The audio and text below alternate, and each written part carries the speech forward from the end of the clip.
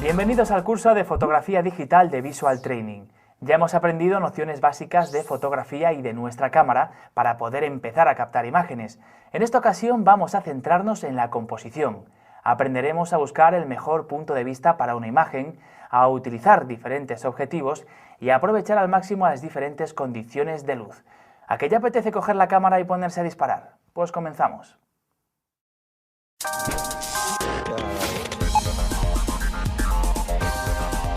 Hoy nos acompaña Fernando Marcos, fotógrafo y profesor de la prestigiosa Escuela de Fotografía EFTI. Bienvenido, Fernando. Hola, encantado de estar aquí con vosotros. Uno de los temas más presentes a la hora de hablar de fotografía es la luz. ¿Pero por qué esa importancia, Fernando? ¿De qué manera influyen las imágenes que tomamos con nuestras cámaras? La luz es tremendamente importante. Fotografiar, de hecho, es escribir con luz. Tenemos una herramienta que está ahí arriba, que es el sol, o una herramienta artificial que nosotros podemos utilizar, como puede ser un foco o una linterna, y la forma en que vamos a tener de utilizar o de modular esa luz nos va a dar imágenes e incluso estados de ánimo absolutamente distintos en cada fotografía que podamos tomar, ¿no? Así que hay diferentes tipos de luz, entonces. Hay diferentes tipos de luz y la forma de modularla es lo que nos va a interesar mucho a lo largo de este curso. Pues vamos a ver esos tipos de los que hablamos en el siguiente vídeo. Los diferentes tipos de luz que nos podemos encontrar a la hora de hacer una fotografía son los siguientes. Luz directa. Con este tipo de luz se crean contrastes muy pronunciados entre las zonas de luz y sombra y los colores resultan muy vivos. Esto puede ser beneficioso en fotografía de arquitectura, para resaltar volúmenes. En cambio, se pierden los detalles y las texturas. En retratos puede endurecer mucho las facciones y crear sombras no deseadas. Luz difusa. Este tipo de luz proyecta pocas sombras y se proyecta con suavidades de todas las direcciones, de modo que al hacer un retrato, en lugar de sombras poco atractivas, los rasgos se moldearán sutilmente. Sin embargo, con luz difusa, los colores pierden parte de su brillo. En los días nublados, en cambio, las altas luces quedan esparcidas, dando un aspecto uniforme a los colores y desapareciendo las sombras duras. Luz reflejada. La luz reflejada se produce cuando los rayos de luz rebotan en una superficie lisa o brillante. La nieve, por ejemplo, refleja mucha luz, proporcionando una iluminación extra a la imagen. Por el contrario, si la superficie sobre la que incide la luz es oscura, los rayos no se reflejarán, sino que serán absorbidos. Contraluz. Fotografiar a contraluz ofrece una amplia gama de opciones creativas. En este tipo de fotos deberemos escoger cuidadosamente la exposición, ya que de ello dependerá el tipo de imagen creada. Si tomamos la exposición con nuestro fotómetro midiendo en el fondo, pueden crearse siluetas, por ejemplo, con la luz del amanecer o del anochecer, justo cuando el sol se pone tras el horizonte. Ese es el momento en el que los motivos se convierten en sombras y quedan silueteados. En cambio, si tomamos la exposición en el sujeto, conseguiremos un atractivo efecto de halo. Este tipo de iluminación puede ser muy útil en los retratos. Además, ilumina todos los detalles y los colores resultan más cálidos que con la iluminación frontal. En el vídeo que acabamos de ver se nos dan pistas de cómo utilizar la luz como recurso expresivo según su dirección e intensidad, pero habrá otros recursos, Fernando, que debamos tener en cuenta. Hay aspectos y recursos muy importantes también de la luz. Uno es el que seguramente hayan oído hablar nuestros espectadores, que es el color de la luz. Es una expresión que se utiliza mucho, pero realmente la luz tiene diferentes colores y la forma en que tenemos de modular ese color de la luz también nos interesa mucho como recurso expresivo. Pues si nos interesa, lo mejor es que le dediquemos un capítulo, así que vamos a ver balance de blanco y temperatura de color.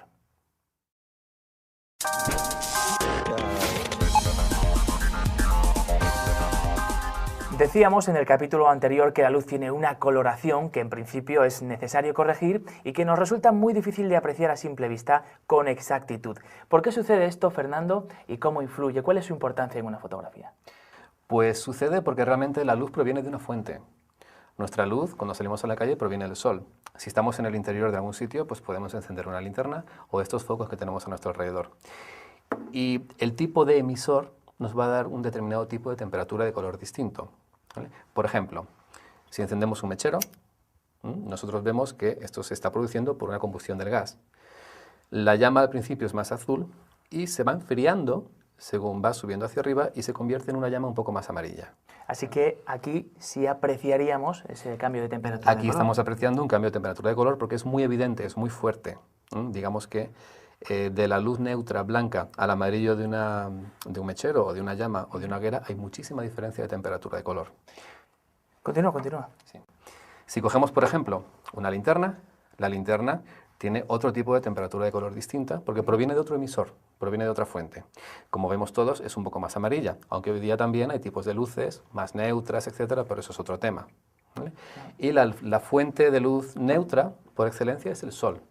El sol, en determinadas circunstancias, no cuando amanece ni cuando está atardeciendo, sino cuando está en una altura, digamos, intermedia, contiene una temperatura de color que llamamos neutra, que está en torno a los 5.000, 5.500 grados Kelvin, que es un valor físico muy complejo de explicar en este DVD, pero que es importante.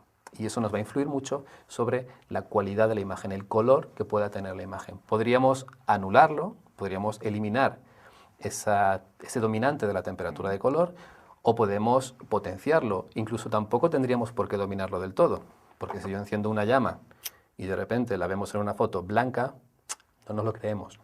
Tiene que tener algo de amarillo. El ojo va a adaptar ese color de la temperatura de color. Nosotros, en nuestro cerebro, a raíz del tiempo y de nuestras enseñanzas, de nuestra educación, de nuestra cultura, los diferentes colores de temperatura de color se van a ir adaptando. Sin embargo, una cámara digital o una película fotográfica no lo puede hacer. Simplemente recibe longitudes de onda, partes de temperatura de color de la luz, y tenemos que adaptarla a través de algunos elementos, dispositivos que necesitamos tener. Fernando, como es un término complejo y abstracto, ¿qué te parece si lo vemos en un vídeo y lo dejamos un poquito más claro? Perfecto. La temperatura de color se mide en grados Kelvin, según una norma que sitúa en 5.600 grados Kelvin la luz del día teóricamente perfecta. Esta puede variar durante el día según la hora y las condiciones atmosféricas. Rosada por la mañana, amarillenta a primera hora de la tarde, anaranjada en la puesta de sol, azulada al caer la noche. A continuación vamos a ver algunos ejemplos aproximados de temperatura de color con distintas dominantes, de más cálida a más fría. 1700 grados Kelvin. Luz de una cerilla. 1850 grados Kelvin. Luz de vela. 2800 grados Kelvin. Luz incandescente o de tungsteno. Iluminación doméstica convencional. 5500 grados Kelvin. Luz de día. Flash electrónico, aproximado. 5770 grados Kelvin. Temperatura de color de la luz del sol pura. 9300 grados Kelvin. Pantalla de televisión convencional. 28.000, 30.000 grados Kelvin. Relámpago. Normalmente, las cámaras digitales tienen una opción de configuración que permite indicar distintos modos de balance de blancos, corrigiendo así las tonalidades que interpreta nuestra cámara. La mayoría de las cámaras digitales trae incorporado al menos un sistema de balance de blancos automático. Los ajustes de balance de blanco más habituales de las cámaras digitales son los siguientes. Automático. En esta opción la cámara selecciona automáticamente el balance de blancos más apropiado. Interiores. El balance de blancos se ajusta asumiendo que nos encontramos en un espacio iluminado por la luz de una bombilla incandescente o halógena, que es la iluminación típica del hogar. Soleado. El balance se ajusta entendiendo que nos encontramos en un espacio exterior con un tiempo soleado. Nublado. En este balance, la cámara se ajusta asumiendo que nos encontramos en un espacio exterior con un tiempo nublado. Flash. Esta opción se usa cuando hacemos una fotografía usando flash. Preset. Esta última opción se suele usar para condiciones inusuales de luz, en el que la temperatura de color no se ajusta exactamente a ninguna de las anteriores, haciendo una medición específica para esa situación determinada. Una vez preparada la cámara para que capte correctamente la luz, debemos decidir qué incluir en nuestra fotografía y qué no. Es lo que llamamos, Fernando, el encuadre. Fundamental. Importantísimo, ¿no? Nuestro trocito de realidad. Pues vamos a ver cómo podemos seleccionar el mejor encuadre para nuestras fotografías en el siguiente punto.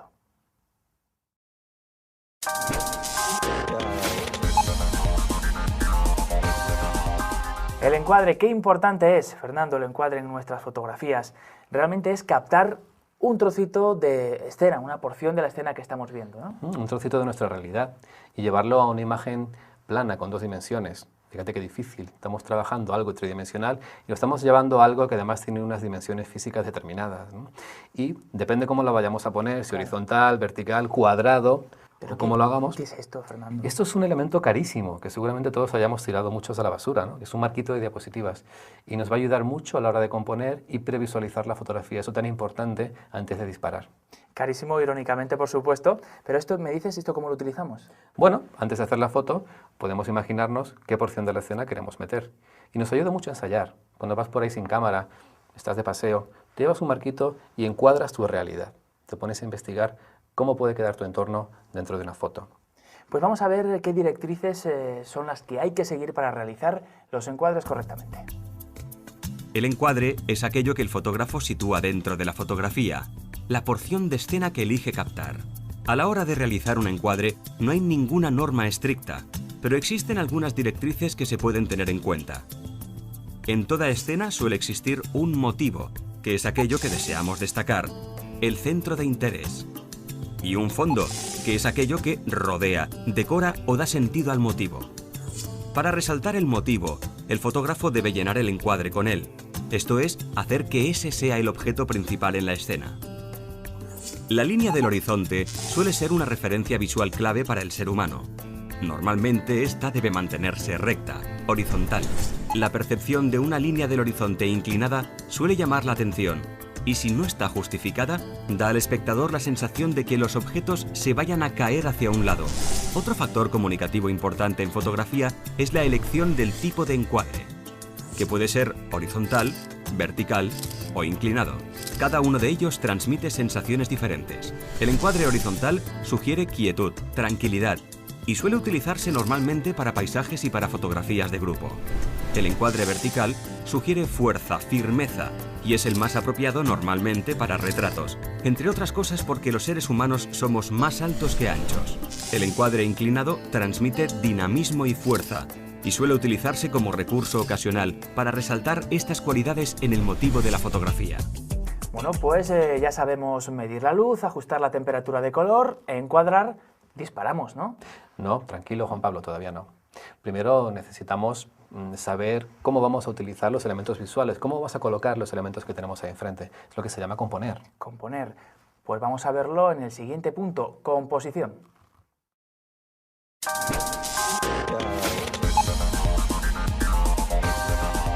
Vamos a ver a continuación la composición. Fernando, una vez que ya hemos conseguido el encuadre, ¿por qué es tan importante la colocación de los elementos dentro de ese cuadro? La verdad es que es muy importante. Fíjate que el encuadre, dentro del encuadre tenemos esas notas sueltas que el compositor, a la hora de componer, pasa a colocar. Y esa forma de colocar esas notas sueltas es lo que va a dar armonía visual. Vamos a conseguir una fotografía más equilibrada, que se lea más rápidamente, que intrigue más al espectador. Hay muchísimos elementos muy sencillos de verdad que nos van a ayudar a que nuestra imagen transmita lo que realmente nosotros queremos que transmita. Algo muy típico que me recuerda a esto que estás hablando es, por ejemplo, cuando vas de viaje y sacas esas primeras fotografías de jovenzuelo, vamos a decir, ¿no? Y siempre centras al personaje. Siempre, sí. Tenemos una manía del fotomatón, yo creo, ¿no? De cuando somos niños, de hacer un retrato totalmente centrado, que no se va nada del fondo, etcétera, cuando a veces es más interesante dejarlo a un lado y hacer que el fondo colabore a la información que queremos aportar sobre ese retratado, ¿no? Eso sería la composición. Eso es composición, por ejemplo. ¿Y hay alguna directriz que debamos seguir? Hay unas cuantas, hay un montón de directrices muy sencillas, todas, que tienen que ver algo así como con la sintaxis visual, ¿no? Nosotros nos han enseñado a leer desde niños textos, sabemos todos gramática, ortografía, pero nadie nos ha enseñado sintaxis visual. Creo que es importante, ¿no? Pues vamos a ver cuáles son esas directrices básicas que nos van a ayudar a componer. Componer es colocar los elementos en el marco y decidir qué destacar. No existen reglas rígidas respecto a la composición. No obstante, es importante que el fotógrafo conozca algunos recursos cuya eficacia está demostrada y que pueden ser de utilidad para resaltar el motivo o transmitir distintas sensaciones. Un aspecto muy importante a considerar a la hora de componer la fotografía es el formato más adecuado para su presentación. El formato horizontal es el más utilizado para los paisajes y para las fotografías de grupo. Por su parte, el formato vertical suele resultar más adecuado para los retratos, pudiendo obtenerse mayor fuerza al llenar prácticamente el encuadre con el rostro del retratado. Siempre hay que probar los dos puntos de vista antes de hacer la foto y, ante la duda, disparar con los dos formatos. Antes de decidirnos a realizar la foto, es importante que prestemos atención, además del motivo principal, al área más o menos extensa alrededor de él, de la que podremos sacar provecho y que tendremos que vigilar para evitar que altere el resultado. El fondo puede ayudarnos, por ejemplo, a que la fotografía resulte más impactante. O puede jugarnos malas pasadas si se nos cuela algún detalle que estropee el instante o lugar que queremos plasmar. El uso adecuado de la profundidad de campo y de los distintos objetivos nos proporcionará múltiples posibilidades en este terreno. Otros factores importantes a la hora de componer una fotografía es la diagonal de lectura y la regla de los tercios. En las culturas occidentales, las personas acostumbramos a mirar de arriba a abajo y de izquierda a derecha. A esto lo llamaríamos diagonal natural de lectura.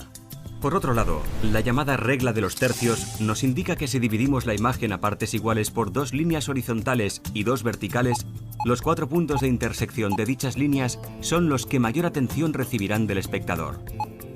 Debido a esto, podrá deducirse igualmente que el motivo no debe ir centrado en el encuadre, sino que es preferible descentrarlo ligeramente, ya que así se obtienen imágenes menos simplistas, más atractivas y que ayudan al ojo a recorrer los puntos de atención. Por otro lado, el fotógrafo debe tener presentes las líneas dominantes de la composición que está realizando y utilizarlas para dirigir la atención del espectador. Se puede hallar una línea casi en cualquier cosa.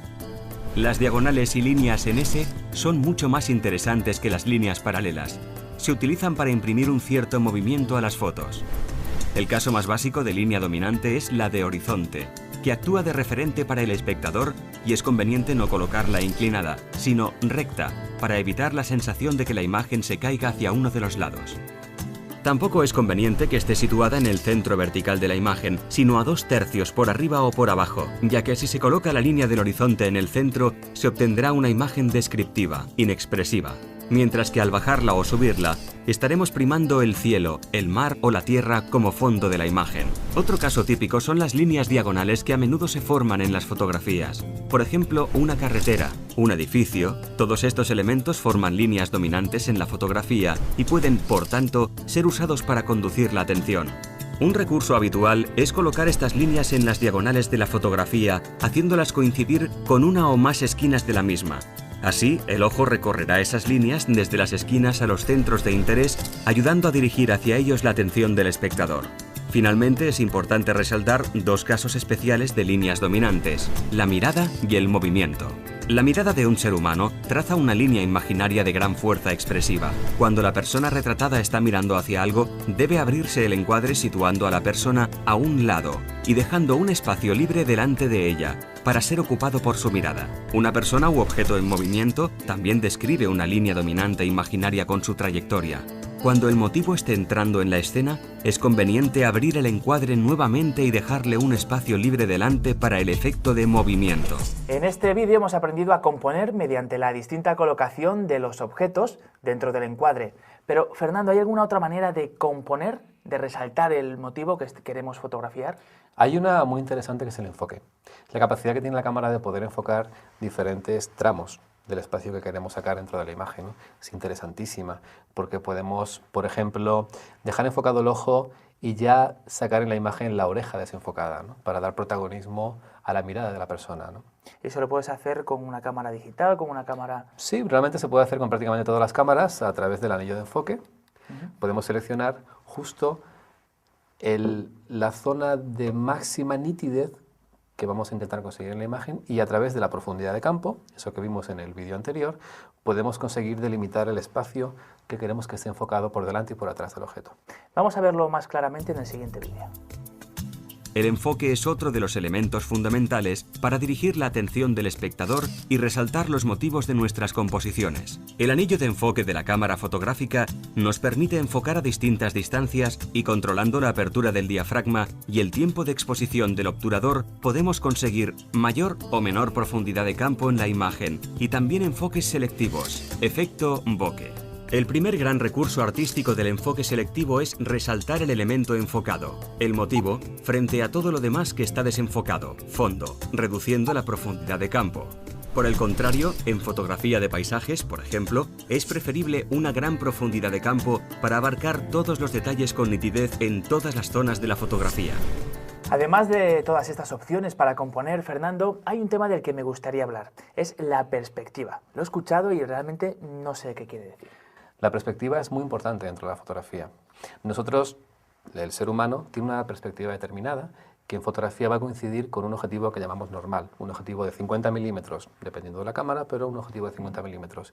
Ese objetivo nos va a dar una perspectiva muy natural. Eso quiere decir que si yo en la realidad veo esta cámara aquí y esta otra cámara a esta distancia, dentro de la fotografía la voy a captar con esa cierta naturalidad visual. Va a estar aquí y esta va a estar aquí. También puedo lo que llamamos exagerar la perspectiva, que se realiza a través de gran angulares. Un objetivo gran angular tiene mucho ángulo de toma y si yo enfoco esta cámara, esta otra cámara, aunque esté muy cerca de ella, dentro de la imagen la voy a ver muy lejos, muy exagerada. Al caso contrario tenemos un teleobjetivo.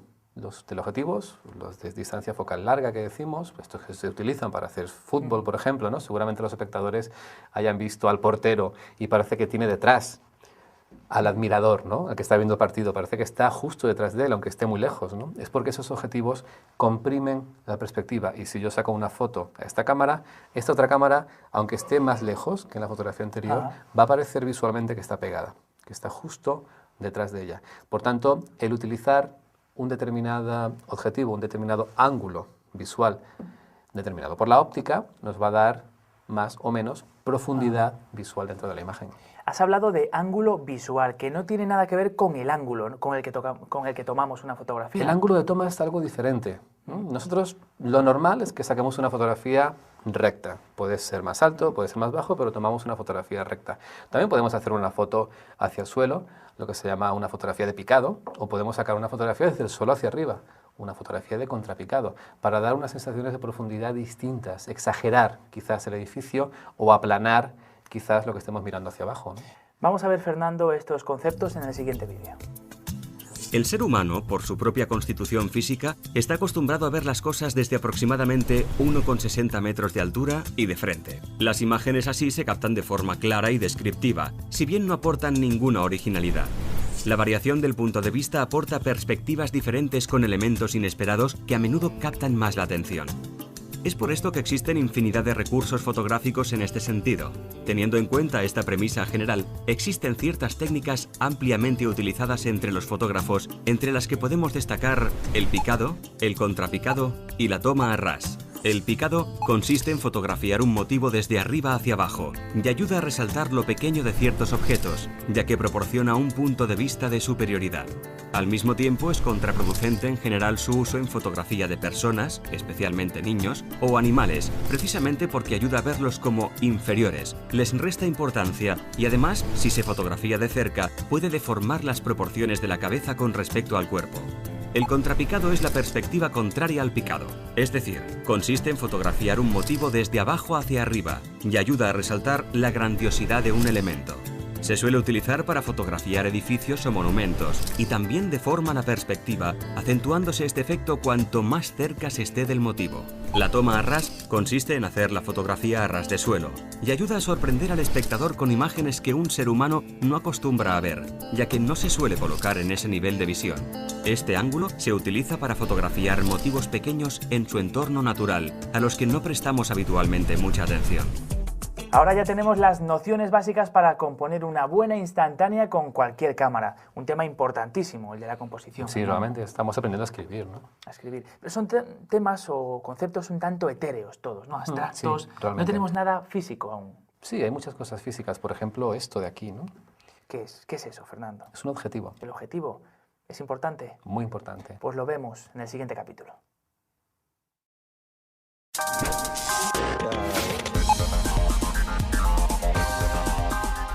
Ya sabemos que antes de disparar tenemos que tener en cuenta la luz, el encuadre y la composición, por ejemplo, todos ellos elementos externos. Pero también nos comentaba Fernando que la cámara tiene elementos propios que también influyen. Por ejemplo, hablábamos del objetivo. ¿Qué es exactamente? El objetivo es un tubo, realmente. ¿Te acuerdas cuando hablamos de aquel agujero de la cámara oscura, del estenopo? ¿Vale? Pues ha evolucionado un poco. Y lo que va a permitir es redireccionar la imagen hacia el plano de la película o hacia el captador con determinados ángulos. Podemos tener un teleobjetivo, que va a ser un objetivo de estos que se utilizan para deportes o para fotografía de naturaleza, ¿no? Que va a emitir un ángulo de visión muy estrecho, por tanto podemos ver las cosas desde muy lejos, o podemos tener un objetivo gran angular, que es un objetivo que va a permitir que toda nuestra realidad entre dentro de la imagen, con mucho ángulo de visión. ¿Y de qué depende la calidad de un objetivo? Depende sobre todo mucho del vidrio del cual estén construidos, ¿vale? Dentro llevan unos elementos que son lentes, es un conjunto de lentes, muchas, pocas, depende de cómo sea el objetivo, cómo esté diseñado, y sobre todo y fundamentalmente depende de la calidad del vidrio con el cual esté hecho. Podemos tener vidrios malos o vidrios de altísima calidad más caros, por supuesto, ¿no? Un término que he escuchado y que no sé realmente qué significa. Distancia focal. Distancia focal. Te lo voy a explicar otra vez con mi maravilloso encuadrador. Carísimo encuadrador. Carísimo encuadrador. Bueno, esto es un gran angular. Yo me lo acerco, podríamos hablar de un objetivo 28 milímetros, por ejemplo, y más o menos algo así como que no es exactamente así, pero para que los espectadores lo puedan entender, desde el centro del objetivo hasta el plano donde se va a enfocar la imagen, habrían 28 milímetros. Un 50 milímetros, que es un objetivo que se considera normal, porque se parece mucho a la perspectiva visual, desde el centro al plano de la película habrán 50 milímetros. Un 300 milímetros son 30 centímetros de distancia entre el plano de la película y el centro, entre comillas, del objetivo. Esto para que lo podamos explicar de una manera sencilla, ¿no? Entonces aquí tenemos un objetivo ¿de cuánto? Este objetivo es de los que llamamos de longitud focal variable. Comúnmente se llaman zoom. Y dentro de este objetivo tenemos diferentes ángulos de visión. Podemos tener un pequeño tele, como son 70 milímetros. Podríamos tener un objetivo normal, que se considera normal por aquello de la perspectiva humana, que son 50 milímetros. O podríamos tener incluso un gran angular bastante fuerte, como es un 18 milímetros. Podemos captar mucho ángulo de imagen o muy poquito ángulo de imagen. Así que según queramos, vamos modulando esto. Podemos variarlo. Muy bien, pues vamos a ver todo esto que nos has contado en el siguiente vídeo, Fernando. Existen diferentes tipos de objetivos según su distancia focal, pudiendo diferenciar entre objetivo normal, objetivo gran angular y teleobjetivo. Objetivo normal. El objetivo normal tiene un ángulo de visión de unos 46 grados, similar al de la vista humana. Al contemplar una foto realizada con un objetivo normal, se obtiene la impresión de una perspectiva natural, sin distorsión de líneas. En cámaras convencionales, la distancia focal empleada para un objetivo normal suele ser de 50 milímetros. Gran angular. Su ángulo de visión es mayor al del objetivo normal, generalmente entre 60 y 180 grados. Se utilizará para los planos generales, donde sea necesario abarcar un gran ángulo de visión desde una distancia corta. Su característica principal es que proporciona mucha profundidad de campo. Sin embargo, estos objetivos suelen distorsionar la imagen haciendo curvas las líneas rectas. Se utiliza normalmente en fotografía de interiores, arquitectura o de paisaje. En función de las distancias focales, los grandes angulares se dividen en distintos grupos. Gran angulares estándar, super gran angulares y ojos de pez. Teleobjetivo. Su ángulo de visión es menor al del objetivo normal, generalmente 2,1 grados. La primera cualidad de un teleobjetivo es la de acercar los objetos fotografiados. Esto permite al fotógrafo, por un lado, la posibilidad de fotografiar objetos a cierta distancia, mientras que, por otro lado, permite cerrar encuadre concentrándose en partes muy concretas de un motivo general, lo cual puede utilizarse como recurso estilístico para dirigir la atención del espectador hacia aspectos o texturas concretas de un objeto a las que normalmente el ser humano no presta atención. A diferencia de los objetivos gran angulares, los teleobjetivos ofrecen una imagen libre de distorsiones, con menor profundidad de campo y más plana, perdiendo la sensación de tridimensionalidad. El teleobjetivo es muy utilizado a la hora de fotografiar retratos, ya que el enfoque selectivo obliga al espectador a fijarse en el sujeto, que es lo único nítido dentro de la foto. Cuanto menor es el ángulo de visión, mayor es la repercusión del movimiento o vibración en la cámara en la fotografía, siendo en ocasiones necesario el uso de un trípode. Los teleobjetivos suelen ser poco luminosos en general debido a su construcción. Dentro de los teleobjetivos podemos diferenciar entre objetivos para retrato, teleobjetivos estándar, superteleobjetivos. Otro parámetro que hay que tener en cuenta al clasificar los distintos tipos de objetivos es si son de distancia focal fija o si por el contrario son de distancia focal variable, o lo que es lo mismo, los llamados zoom. Los objetivos zoom son los más conocidos y utilizados, puesto que nos permiten modificar la longitud focal dentro de una misma óptica. Sin embargo, debido a esta peculiaridad, su estructura interna está compuesta por un número mayor de lentes que las ópticas fijas, influyendo esto en la calidad final de la imagen y en su luminosidad. Por el contrario, las ópticas fijas son más luminosas y dan una mayor calidad de imagen, pero están limitadas a una única distancia focal, lo cual implica, en las cámaras de ópticas intercambiables, a estar constantemente cambiando los objetivos. Ya sabemos cuándo utilizar los diferentes tipos de objetivo, pero Fernando, hay otros elementos externos, ¿no? Sí, la verdad es que tenemos unos cuantos muy importantes y además baratos. Pues si te parece, los vemos en el siguiente capítulo.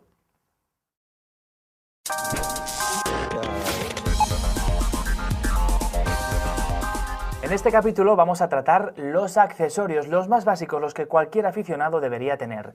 Por ejemplo, Fernando, los filtros. Los filtros realmente se utilizan más de lo que la gente piensa. Un filtro es una superficie de vidrio o de plástico, pero normalmente ya son todos de vidrio, con un determinado color o transparente, que lo que va a hacer es filtrar la luz, dejar que pase un determinado color de la luz y retener otros componentes. En digital se utilizan menos que en otro tipo de fotografía, pero tenemos dos tipos que sí nos interesan mucho para nosotros. Uno de ellos es el que llamamos filtro protector. Tiene diferentes formas de llamar, pero filtro protector a veces se llama skylight. Como ves, es un filtro transparente que lo que nos va a hacer es, sobre todo, proteger el objetivo. El filtro se enrosca delante del objetivo, vienen con determinados diámetros, pero puedes tener un objetivo más grande, un objetivo más estrecho, vienen con determinados diámetros, lo enroscamos y sobre todo lo que va a hacer es proteger las lentes frontales de arañazos, piedras, etcétera. Porque un filtro puede costar muy poco dinero, pero un objetivo puede costar mucho dinero. Sí. ¿Cambia lo que es la imagen? ¿Cambia la fotografía? En este caso, en fotografía digital, poco. No nos hace demasiado cambio. Porque antes en analógico sí teníamos que filtrar más la luz. Ahora el balance de blancos cumple un poco esa función. Pero claro, proteger el objetivo nos interesa. Claro. ¿Y existen otros tipos de filtros que cambien la imagen que queremos registrar? Hay otro más muy importante que es el filtro polarizador, que lo vamos a ver mejor en el vídeo. Pues vamos a ver esos filtros polarizadores que nos comenta Fernando. Los filtros polarizadores. Estos filtros están construidos sobre la base de dos cristales, uno fijo y el otro con movimiento de rotación que se gira hasta conseguir el efecto deseado. Elimina reflejos indeseados en superficies como agua o cristal. También mejora el colorido de la hierba y el follaje debido a que se filtran los reflejos azulados del cielo. Filtros protectores. Son cristales sin ningún efecto en la imagen y se usan para proteger la lente del objetivo de la suciedad y arañazos. Los más habituales son el filtro Skylight o 1A y el UV.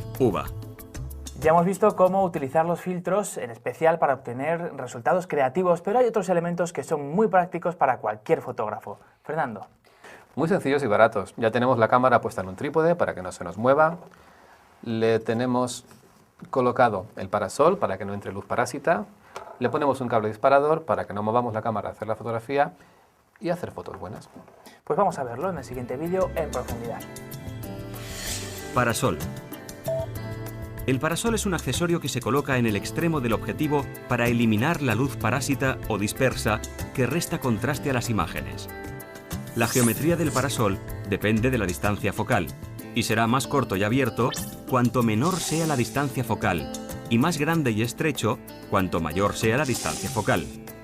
Una elección errónea del parasol puede producir viñeteado en la fotografía. En el caso de usar zoom, habrá que usar el parasol adecuado a la menor distancia focal de este. Trípode. El trípode es un accesorio con 3 puntos de apoyo que permite mantener la cámara fotográfica completamente estática. Suelen tener una zapata que se ajusta a la cámara con una rosca para dejarla permanentemente en ella y así acoplar la cámara rápidamente al trípode sin tener que enroscarla. Permite girar la cámara vertical, horizontalmente y moverla en altura.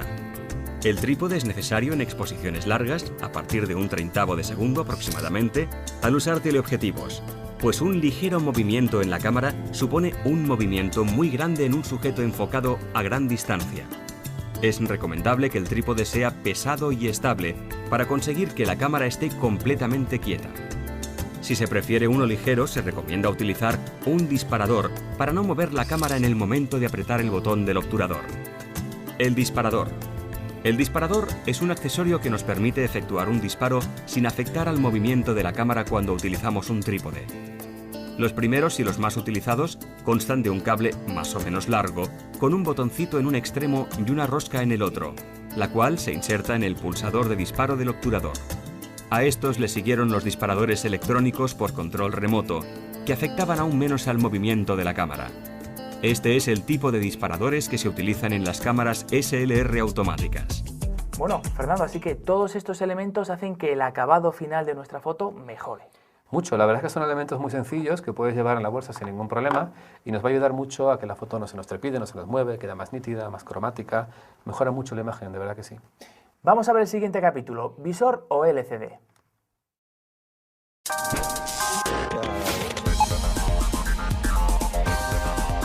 Ya conocemos más a fondo nuestra cámara y sus posibilidades, conocemos los elementos externos e internos. Pero, Fernando, ¿hay algo más de lo que nos quieras hablar? Bueno, quizás por comentar también podríamos comentar la diferencia entre lo que es el visor óptico y la pantalla LCD, que algunas veces está combinado, está mezclado.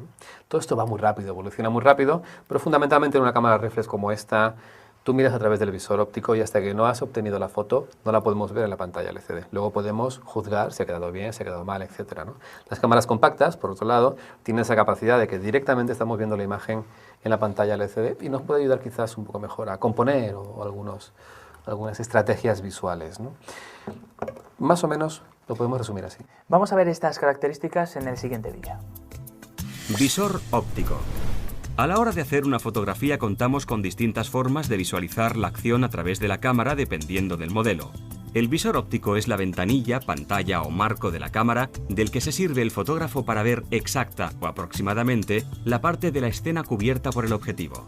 Los visores ópticos son de dos clases, directo y reflex. El visor óptico directo, propio de algunas cámaras, sobre todo en compactas, utiliza un sistema óptico completamente independiente del objetivo. Es decir, que lo que vemos a través de él no es exactamente la imagen que se va a captar.